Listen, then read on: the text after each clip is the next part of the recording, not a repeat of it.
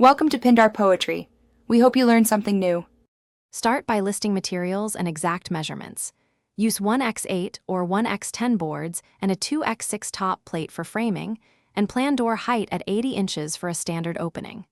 Order a 6-foot steel track and 5-inch wheel hangers rated for 200 plus lb so hardware supports weight and movement. Allow 1-inch clearance above the door and 1/4-inch gap at the floor to prevent binding and enable floor sweep installation.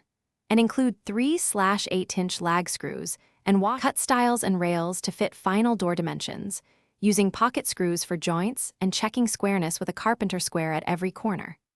Glue and clamp boards, then plane to an even 1-inch thickness across the face, sanding to 120 grit before finishing to ensure a smooth, paint-ready surface. Install 1/4-inch plywood backer and pre-drill holes for hardware alignment. Mark roller positions exactly 2 inches from each top edge, and use a spacer to maintain consistent gaps during assembly.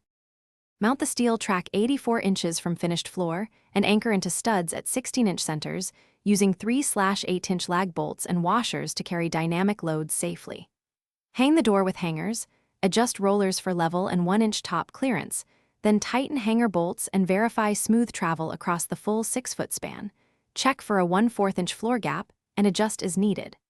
Add a floor guide and soft close stop. Then finish with stain or paint and a polyurethane sealant to protect wood from moisture and wear. Thanks for watching. Consider subscribing if we helped you.